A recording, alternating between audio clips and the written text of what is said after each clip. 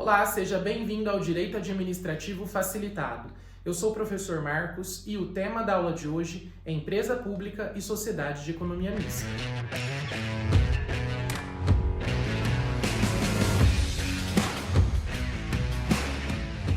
As empresas públicas e as sociedades de economia mista são espécies do gênero empresas estatais e fazem parte da estrutura da administração pública e indireta, ainda que possuam diversas características semelhantes aos empreendimentos da iniciativa privada. No Brasil, a criação dessas empresas sob o controle do Estado aconteceu principalmente a partir da Era Vargas e foram importantes ferramentas para a industrialização do nosso país. Isso porque as empresas públicas e as sociedades de economia mista permitiu que o Estado passasse a assumir também um papel de indutor no desenvolvimento econômico, atuando diretamente, por exemplo, na produção de bens e na prestação de serviços, e não mais como um mero agente regulador da iniciativa privada. Também é importante considerar que, apesar de as empresas estatais terem sido inicialmente concebidas para a exploração de uma atividade econômica em sentido estrito, com o tempo elas passaram também a ser criadas com o objetivo, com a finalidade de prestar algum serviço público. E isso se torna muito nítido a partir do advento da nossa Constituição Federal em 1988 e, mais recentemente, com a publicação e vigência da Lei 13.303 de 2016, que é denominado como Estatuto das Estatais. De acordo com o artigo 3º da Lei 13.303 de 2016, a empresa pública é uma entidade dotada de personalidade jurídica de direito privado, com criação, portanto, autorizada por lei. Além disso, a empresa pública tem patrimônio próprio e o capital social é integralmente detido por um dos entes da federação, ou seja, pela União, pelos estados, pelo Distrito Federal ou mesmo pelos municípios. É por isso que ela recebe esse nome, empresa pública. Todo o seu capital social é formado com recursos públicos. Como exemplos dessas entidades, nós podemos destacar os Correios, a Embrapa, o Banco Nacional do Desenvolvimento, a Infraero e a Caixa Econômica Federal. Também é importante nós lembrarmos a previsão contida no parágrafo único do artigo 3º da Lei das Estatais. Desde que a maioria do capital votante permaneça em propriedade de um dos entes da federação, a lei admite, no capital da empresa pública, a participação de outras pessoas jurídicas de direito público interno, além da participação das entidades da administração pública indireta. Então, por exemplo, uma empresa pública da União, instituída pela União, pode admitir no seu capital social recursos provenientes de um município ou mesmo de uma autarquia de um estado ou mesmo municipal. Por sua vez, as sociedades de economia mista também são entidades dotadas de personalidade jurídica de direito privado e, portanto, com a criação autorizada por lei, mas sob a forma de sociedade anônima, cujas ações com direito a voto pertencem, em sua maioria, à União, aos estados, Distrito Federal, municípios ou mesmo às entidades que integram a estrutura da administração pública indireta. Por isso, nós podemos afirmar que o poder público opta por criar uma sociedade de economia mista quando pretende conjugar o capital público com o capital privado para a exploração de uma determinada atividade econômica ou mesmo para a exploração de um serviço público. São exemplos de sociedades de economia mista a Eletrobras, o Banco do Brasil e a Petrobras. Como pontos em comum entre as empresas públicas e as sociedades de economia mista, nós podemos destacar o fato de serem entidades que integram a estrutura da administração pública indireta com personalidade jurídica de direito privado.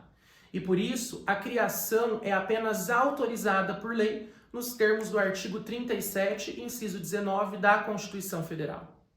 Isso significa que existe a necessidade das empresas estatais registrarem os seus atos constitutivos para aquisição da personalidade jurídica, de modo diverso ao que acontece, por exemplo, com as autarquias, que são criadas diretamente pela lei. Também é oportuno destacar que, em razão do princípio de simetria de formas, A extinção das empresas públicas e das sociedades de economia mista também depende de uma lei autorizadora seguida da baixa do registro. As empresas públicas e as sociedades de economia mista são sempre vinculadas aos fins para os quais foram autorizadas as criações dessas entidades por meio da lei. E como entidades integrantes da administração pública indireta, são submetidas ao controle pelo Tribunal de Contas e também à tutela estatal, ou seja, à supervisão ministerial, que se trata, na verdade, de um controle de finalidade. Por isso mesmo, elas devem possuir regras de controle interno, a fim de garantir uma boa governança corporativa e a transparência na sua atuação. Apesar de se submeterem ao regime jurídico de direito privado, é sempre bom recordar que não se trata de um regime privado totalmente puro, na medida em que existem algumas derrogações decorrentes das normas típicas de direito público, que exigem, por exemplo, que as empresas públicas e sociedades de economia mista façam concursos públicos e realizem licitações com base nas regras da Lei 13.303 de 2016. Quanto às suas finalidades, as empresas estatais podem ser criadas para a exploração de uma atividade econômica em sentido estrito, ou seja, atividades produtivas, comerciais e industriais, ou mesmo para a prestação de determinados serviços públicos. Mas é fundamental recordar que a Constituição Federal, no artigo 173, apenas admite a intervenção do Estado nas atividades ligadas à segurança nacional ou que representem algum tipo de relevante interesse coletivo. Quando a empresa pública ou a sociedade de economia mista explora algum tipo de atividade econômica em sentido estrito, ela se submete ao regime jurídico de direito privado com poucas derrogações, com derrogações mínimas. Já as empresas estatais, sejam empresas públicas, sejam sociedades de economia mista, que prestam serviços públicos, também se submetem ao regime jurídico de direito privado, mas a incidência de normas públicas é muito mais frequente. Por exemplo, os bens das prestadoras de serviços públicos continuam sendo bens privados, mas impenhoráveis, na medida em que exige-se uma continuidade na prestação do serviço público. Além disso, as empresas públicas e as sociedades de economia mista que exploram alguma atividade econômica em sentido estrito se submetem à responsabilidade civil subjetiva, enquanto as empresas públicas e sociedades de economia mista prestadoras de serviços públicos respondem objetivamente. Também, o Supremo Tribunal Federal reconhece o benefício da imunidade tributária recíproca para as empresas estatais que prestam serviços públicos, mas não reconhece esse mesmo benefício para as empresas públicas e sociedades de economia mista que exploram atividades econômicas em sentido estrito. Com relação às diferenças, as empresas públicas recebem esse nome justamente porque possuem um capital social inteiramente público, ao passo que as sociedades de economia mista têm um capital misto, ou seja, permitem a conjugação de capital público e privado, mas é claro que o seu controle acionário fica com a administração pública. Também, outra diferença diz respeito ao regime e à forma societária em que são criadas.